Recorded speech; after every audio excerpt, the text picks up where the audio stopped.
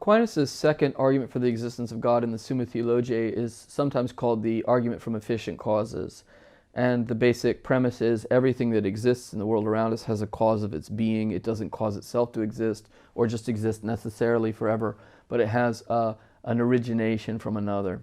Some people think this is the same as the first argument, which is from material change, but actually it's different because it has a far more extensive scope. And basically what it's saying is we live in a world in which we notice there are many different existent realities that are distinct. None of them are the cause of their own existence, and yet they all share in existence. So how do we understand the derivation of existence in the things around us?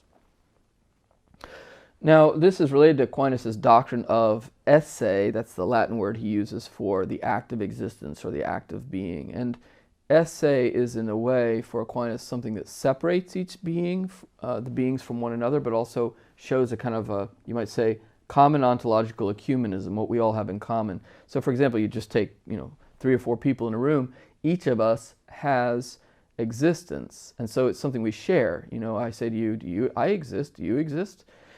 And you say, stop being metaphysical. But actually, it's not just a mischievous question or a curiosity. It is actually mysterious and profound to think about the uniqueness of our existence and its temporality and finitude and the sort of mystery or majesty of being, and we all share in that. And so it's something we have in common, but it's also something that's absolutely distinctive of each of us, so that in a way it separates us. Like, my existence is not your existence. If I cease to exist, happily you don't cease to exist, but it's also true vice versa. And so each of us lives this sort of mystery of solitude and also of communality or communion in being, of having an existence. And when I start to ask, well, where did my existence come from? You could say, well, it was generated by your parents. Your parents gave you existence. Okay, this is true. We're generated by other realities. That being said, we don't, in our existence, just depend upon our parents. I mean, for example, if our parents no longer exist, we still exist. We depend on oxygen, the heat of the surface of the earth, a certain amount of vegetables and nutrients that are derived each day by farming, that are delivered to us through the services of others in a vast political network of interdependence. So our existence is actually something sustained through the activity of a lot of other creatures. And nobody can say, oh, my existence is completely autonomous. I don't need anybody else to exist. I gave myself being, I maintain myself in being, I will always be. This is silly.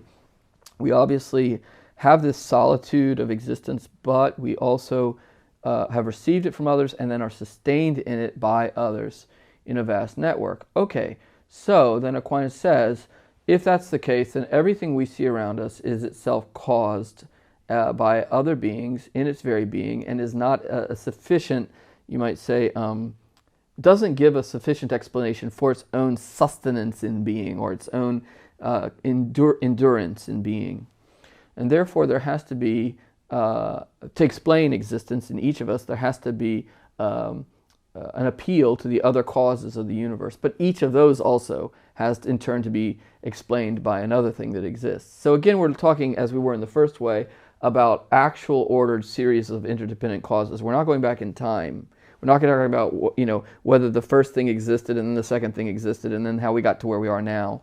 It's not a cosmic history, which is very speculative and hypothetical, and we don't know very much about, or even if we know a lot about, we never know about comprehensively.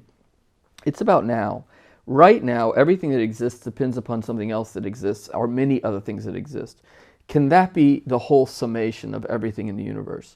Or don't we need to posit something that exists that doesn't give, that doesn't receive its being from all the others, but gives being to all the others?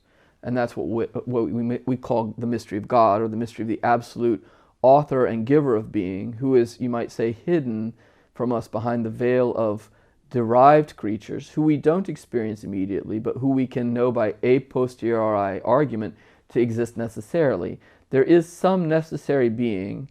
The Bible calls God he who is. I am he who is what God says to Moses. There is some existent being who is giving existence to the rest of the world and is not himself dependent or caused in any way.